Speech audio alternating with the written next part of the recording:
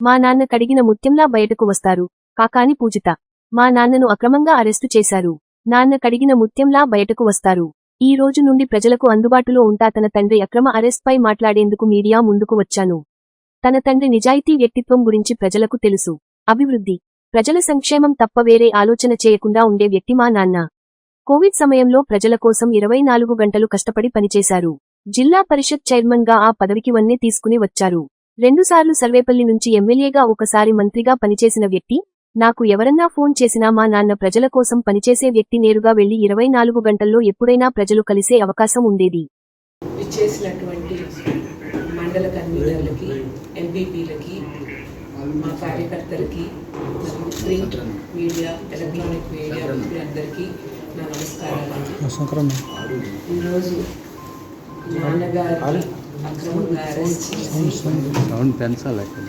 సందర్భంగా దాని గురించి మాట్లాడడానికి మీ అందరి ముందుకు వచ్చాను. మా నాన్న గురించి, ఆయన వ్యక్తిత్వం గురించి నేను ప్రజలకి ప్రత్యేకించి చెప్పాల్సిన అవసరం లేదు. ఆయన ఎటువంటి మనిషి, ఆయన ఎంత నిజాయితీపరుడు, ఆయన ఎంత ఉన్నతమైన వ్యక్తిత్వం అనేది అందరికీ ముందుగానే తెలుసు. ఇలా ఈరోజు వచ్చి ఆయన గురించి ఈ సందర్భంలో మాట్లాడడానికి ఎంతో బాధగా ఉంది. మా నాన్న నేను దగ్గరగా చూసినప్పుడు ఆయన ఎన్నో అభివృద్ధి కార్యక్రమాలు చేశారు. ఎంతోమందికి సంక్షేమ కార్యక్రమాలు చేపట్టారు. కొన్ని వాటిల్లో పాల్పంచుకునే అదృష్టం నాకు కూడా దొరికింది. అప్పుడు ప్రతిసారి వాళ్ళకి ఏదైనా మంచి జరిగిందంటే మా నాన్న కళ్ళల్లో నేను చూసిన ఆనందం, ఆయన పొందినటువంటి ఆ సంతృప్తి, మన ప్రజలకు మంచి చేసుకోగలిగాము, వాళ్ళ కోసం మనం అండగా నిలబడగలిగాము, వాళ్ళకి ఏమన్నా లబ్ధి చేకూరాలి అని అంటే అది వాళ్ళకి చేర్చేంత వరకు ఆయన పడ్డ కష్టం నాకు ఈ రోజుకి గుర్తుందండి. ఎప్పుడైతే కోవిడ్ అప్పుడు ఎంతోమంది చెప్పారు, కోవిడ్ మీకు ప్రాణాపాయం అని అంటే ప్రాణాలు సైతం లెక్క చేయకుండా మా నాన్నను నమ్ముకున్న ప్రజలు ఇబ్బందులు పడుతున్నారు, వాళ్ళకి నేను తోడుగా ఉండాలి అని కేవలం అదొక్కటే మాట మీద కోవిడ్లో ఆయన రాత్రి పగలు ఒకటి చేసి కష్టపడి వాళ్ళకి కావాల్సిన సదుపాయాలు కానీ, వాళ్ళు ఏమి ఇబ్బంది పడకుండా కానీ, చాలామంది కోవిడ్ వచ్చిందని ఫోన్లు వచ్చేవి, వాళ్ళని హాస్పిటల్లో చేర్చడం కానీ, మళ్ళీ వాళ్ళ గురించి కనుక్కోవడం కానీ, ఇవన్నీ ఒకరు చెప్తేనో లేకపోతే దీనివల్ల మనకి ఏదైనా లబ్ధి అని చేయలేదండి. మన వాళ్ళు అనుకొని చేశారు ఆయన అన్ని. ఎన్నో ఇంకా ఒకటి ఎత్తుకుంటే ఒకటి అంటే చాలా చాలా విషయాలు ఉన్నాయి. ఒకటి మర్చిపోక ఉదాహరణ చెప్పాను అంతే.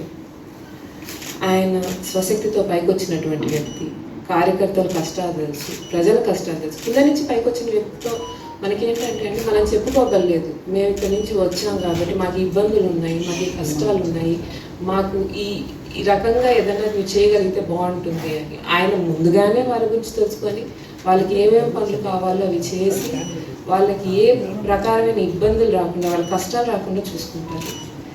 నాకు తెలిసినంత వరకు కింద నుంచి వచ్చిన నాయకుడు కాబట్టి ఆయన చెప్పి చైర్మన్గా పనిచేశారండి. చాలామంది అంటారు ఆయన ఆ పదవికే వన్నె తెచ్చారమ్మా, అంతకుముందు జెడ్పీ చైర్మన్ అంటే వేరే మీనింగ్ ఉండేది, ఆయన పనిచేశాక ఆ పదవికి వేరే రకమైనటువంటి హుందాతనం ఏర్పడింది. సర్వేపల్లి జనాలు వాళ్ళ ఆశీస్సులతో ఆయన 2 సార్లు శాసనసభ్యుడిగా అయ్యారు. జగన్మోహన్ రెడ్డి గారి సహకారంతో మళ్ళీ మంత్రిగా కూడా పనిచేశారు. ఆయన మంత్రిగా పనిచేసిన రోజులు మా నాన్నని దాదాపు ఆ 2 సంవత్సరాలు ఒక 10 సార్లు చూసుంటాను నేను.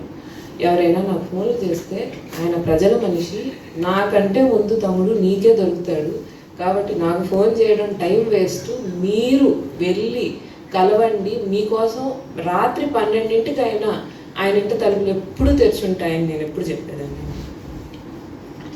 ఆయన ఎన్నో పదవులలో పనిచేసిన ఆ పదవికి హుందాతనంగా పనిచేశారండి. ఏ రోజు పదవి ఉంది కదా మనం ఏమన్నా చేయొచ్చు, మనం ఎట్లయినా ఈ పదవిని వినియోగించుకోవచ్చు అనుకోలేదు. ఆ పదవికి ఉన్న గౌరవం, దాని పట్ల జనాలకు ఉన్నటువంటి గౌరవాన్ని ఎప్పుడు నిలుపుకున్నారు ఆయన. ఒకప్పుడు ఆయన చెప్పిన మాట నేను ఇప్పుడు గుర్తు చేసుకుంటున్నాను కాబట్టి ఆయన గురించి చెప్తున్నాను. చాలా రోజులు నాన్న వీళ్ళు మనకి ఆపోజిట్ కదా, వీళ్ళు మనకు ఆపోజిట్ కదా అని మాట్లాడేటప్పుడు నాన్న అనేవాడు, నాన్న మనం రాజకీయాల్లో ఉన్నాము, మనకి చాలామంది ప్రత్యర్థులు వస్తారు, ఒకరని కాదు, ఒకరితో అని కాదు, కానీ మీరు జీవితంలో వాళ్ళందరినీ ప్రత్యర్థులుగానే చూడండి, ఎవ్వరూ శత్రువులు అనుకోండి. ఎందుకంటే ఈరోజు ఒకరితో మనం అపోనెంట్గా ఎన్నికలకి వెళ్తాం, రేపు ఇంకొకరు వస్తారు. అదేవిధంగా అందరినీ శత్రువులు చేసుకోకపోతే మనకి మంచిది కాదు, ఎదుటి వాళ్ళకి మంచిది. మా తాతయ్య కూడా ఎప్పుడు అనేవాళ్ళండి, ఎవరి మీదైనా కోపం వస్తే ఒక మాట అనండి, ఒక దెబ్బ వేయండి, వాళ్ళు కొట్టగొట్టొద్దు, వాళ్ళని బాగా చూసుకోండి అని. ఆయన పెంపకంలో పెరిగినటువంటి వ్యక్తి అవినీతి చేసే అవకాశం, ఎంతోమంది మా తాతయ్య కింద రాజకీయాలు నేర్చుకున్నారు, వాళ్ళు ఎవ్వరు కూడా అవినీతి చేసే అవకాశమే లేదని నేను గట్టిగా చెప్తాను. అటువంటి మనిషి మీద అవినీతి ఆరోపణలు చేసి ఆయన మీద కేసులు కట్టి, తప్పుడు కేసులు కట్టి ఆయన కేవలం కష్టపెట్టాలన్న ఉద్దేశంతో తీసుకొని వెళ్ళి ఈ రకంగా అక్రమ అరెస్టులు చేసి జైల్లో పెట్టి ఆయన్ని ఇబ్బంది పెట్టాలనుకోవాలనుకోవడం చాలా బాధాకరమైన విషయం. నా తండ్రిను ఇంకొకర్లను అట్లా అని కాదు, కానీ ఇది జరిగి ఉండకూడదు. ఎందుకంటే మనం ఒక చట్టాన్ని న్యాయాన్ని గౌరవించేటువంటి దేశంలో ఈ రకంగా అక్రమంగా ఆయన్ని అరెస్ట్ చేయడం అనేది నిజంగా చాలా బాధాకరమైన విషయం. ఇప్పుడు ఈరోజు నేనేదో చెప్తున్నానని కాదు, మాకంటే ముందు ఫోన్ చేసి మా నాన్న కార్యకర్తలు కానీ నియోజకవర్గ ప్రజలు కానీ తెలిసిన వాళ్ళు కానీ అందరూ ఫోన్ చేసి అన్న మీద ఇలా తప్పుడు కేసు బనాయించి ఈ రకంగా ఇబ్బంది పెట్టడానికి ప్రయత్నిస్తున్నారు, మీకేం ఇబ్బంది లేదు, మేము ఉన్నాము అని చెప్పి చాలామంది చెప్పారు. అది తప్పుడు కేసు, దాంట్లో ఏ రకమైనటువంటి నిజం లేదు అని ప్రజలు నాకు చెప్పడం, ఆయన ప్రజల్లో సంపాదించుకున్నటువంటి నమ్మకము, అనురాగం, అనుబంధం మనం చెప్పలేదండి. అది వాళ్ళు నాకే చెప్పారు ఆ తప్పుడు కేసు అని. అంటే మేము వచ్చి నాన్న మీద ఒక తప్పుడు కేసు పెట్టారు అని చెప్పడం కాదు, ఆయన మీద తప్పుడు కేసు పెట్టారని ఇక్కడ ఉన్న ప్రతి ఒక్కరు, మా కార్యకర్తల దగ్గర నుంచి ప్రజల దగ్గర నుంచి అందరూ నమ్ముతున్నారు. ఇంకొకటి చాలా పెట్టారు కేసుల గురించి వచ్చేటప్పటికి, నాన్న మీద చాలా దుష్ప్రచారాలు జరుగుతున్నాయి, అవి కరెక్ట్ కాదు. మా నాన్న వరకు ఎన్నోసార్లు విచారణకు వచ్చారండి. అంటే ఇదే మొదటిసారి ఆయన మీద కేసు పెట్టి భయపెట్టినట్టు ఇప్పుడే మొదలవలేదు కదా, ముందు కూడా కేసులు పెట్టారు, విచారణకు వచ్చారు, విచారణకు వచ్చారు, విచారణకు హాజరయ్యి ఆయన అడిగిన వాటికి సమాధానం చెప్పి వెళ్ళారు. కాకపోతే ఇప్పుడు అక్రమమైన అరెస్ట్ చేస్తారు, అట్లా కాదు. ఇంతమందికి ఆయన, ఇంతమంది కార్యకర్తలకి నాయకుడు, ఆయన మీద దౌర్జన్యమో అక్రమమో జరుగుతుందని అంటే దాని గురించి ఆయన ఫైట్ చేసే రైట్ ఉంటుంది మా నాన్నకి, రాజ్యాంగబద్ధంగా ఆయనకు వచ్చినటువంటి హక్కు. అందుకని న్యాయం ఆయన వైపు ఉందని ఆయన భావించారు కాబట్టి న్యాయస్థానాన్ని ఆశ్రయించి విచారణకి హాజరవుతాము, దానికి ముందస్తు బెయిల్ కావాలి అని అడిగారు. బెయిల్ పిటిషన్ రన్ అవుతూనే ఉండింది. హైకోర్టులో బెయిల్ పిటిషన్ని మళ్ళీ వాయిదా ఇచ్చారండి, వేసవకాలం సెలవుల కారణంగా వాయిదా ఇచ్చారు. అప్పుడు ఆయన మళ్ళీ సుప్రీంకోర్టుకి వెళ్ళడం అనేది జరిగింది. సుప్రీంకోర్టులో చిన్న క్లెరికల్ మిస్టేక్ వల్ల ఆ ఫైల్ మేమే విత్డ్రా చేసుకున్నాం, ఆ పిటిషన్ని. రిక్వెస్ట్ ఆన్ డిస్మిసల్ అయింది. అది ఎక్కడా కూడా నాన్న కేసు డిస్మిస్ కాలేదు, ఆయనకి బెయిల్ నిరాకరించబడలేదు. హైకోర్టులో కానీ సుప్రీంకోర్టులో కానీ, హైకోర్టులో ద కేసు స్టిల్ రన్నింగ్. అది తెలియాల్సిన విషయం. చాలామంది చాలా దుష్ప్రచారాలు చేస్తున్నారు దాని గురించి, అది నిజం కాదు, అది ప్రజలకి తెలియాలి. ఎందుకంటే కోర్టు కేసు డీటెయిల్స్ తెలియదు కాబట్టి ఏదో ఒకటి చెప్పడం అనేది కరెక్ట్ కాదు. అంటే చాలామంది చాలా రకాలుగా చెప్పారు నాన్నకి, కేసులు అవి పడతాయి, మీరు ప్రజల కోసం మాట్లాడుతున్నారు, అది కరెక్టే, కానీ మీ ముందు టార్గెట్ చేస్తారని. అది కూడా లెక్క చేయకుండా నాన్న ప్రజల కోసం మాట్లాడారండి. ఫస్ట్ ఏం చెప్పారంటే భయపెట్టడానికి ట్రై చేశారు కేసుల మీద. కేసులు ఆయన గలం, ప్రజాగలం, ప్రజల కోసం ఆయన మాట్లాడే మాటలు ఆగిపోకూడదు, అందుకని ఆయన వాటికి భయపడలేదు, ముందుకెళ్ళారు. ఇప్పుడు అరెస్టులు జరిగాయి, పర్లేదు, అంటే నిజం అనేటువంటిది ఎప్పటికైనా బయటకు వస్తుంది, మాకు ఆ నమ్మకం ఉంది.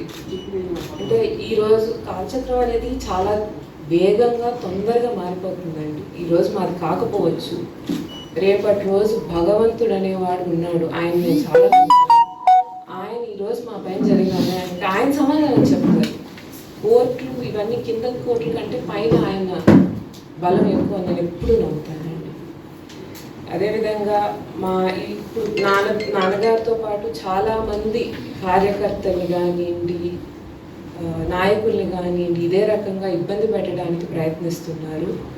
కానీ ఎన్ని ఇబ్బందులు పడినా, ఎన్ని కష్టాలు పడినా నాయకులు ఇప్పటికీ మా నాన్న వెనకాలన్నారు. కార్యకర్తలు ఇప్పటికీ మా నాన్న వదిలిపెట్టట్లేదంటేనే అది ఆయన వ్యక్తిత్వానికి, ఆయన మనుషుల మీద చూపించే ధ్యాస, ఆయన మనుషుల్లో సంపాదించుకున్న ప్రేమాభిమానానికి ఒక చిన్న ఉదాహరణ.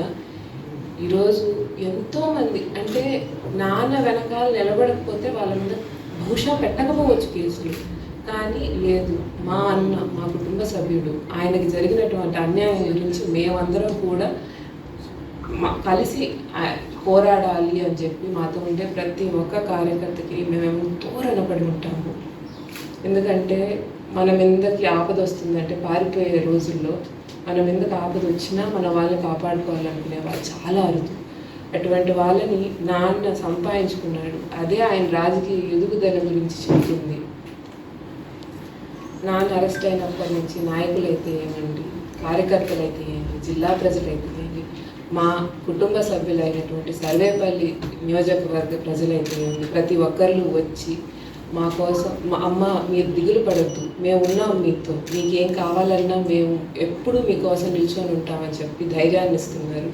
వాళ్ళందరికీ పేరు పేరున ప్రతి ఒక్కరికి హృదయపూర్వకమైన ధన్యవాదాలు తెలియజేసుకుంటున్నానండి. సర్వేపల్లి ప్రజలు ఎవ్వరూ కూడా అసహనానికి గురి కావద్దు, అధైర్యపడద్దు. ఈ అడ్డంకులు లేకపోతే ఈ కేసులు అనేవి తాత్కాలికమైనవి. నాన్న మళ్ళీ కడిగిన ముత్యంలాగా అలాగే బయటకు వస్తారు. మళ్ళీ యథావిధిగా వచ్చి ప్రజల సమస్యల మీద, పార్టీ పనుల మీద దృష్టి పెడతారు. ఖచ్చితంగా నాకు ఆ నమ్మకం ఉంది. అప్పటి వరకు మీకెవరు లేరని అనుకోవద్దు.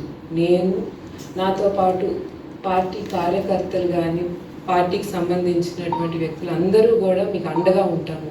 ఏ నిమిషంలో మీకు ఏ అవసరం ఉన్నా కానీ మేము మీకు అందుబాటులో ఉంటాము. నాన్న ఎలా అయితే నిత్యం ప్రతి ఒక్క మనిషికి అందుబాటులో ఉన్నారో మేము కూడా ఈ రోజు నుంచి ప్రతి ఒక్కరికి అందుబాటులో ఉంటామండి. మరి ఒకసారి పాత్రికేయ మిత్రులకు కానీ, నాతో పాటు నిలబడి ఇంత నాకు సపోర్ట్ ఇచ్చినటువంటి కార్యకర్తలకు కానీ, ఎంపీపీలకు కానీ, మండల కన్వీనర్లకు కానీ, ప్రతి ఒక్క నాన్న కోసం పనిచేసిన ప్రతి ఒక్క మనిషికి హృదయపూర్వకమైన ధన్యవాదాలు సెలవు తీసుకుంటున్నాను.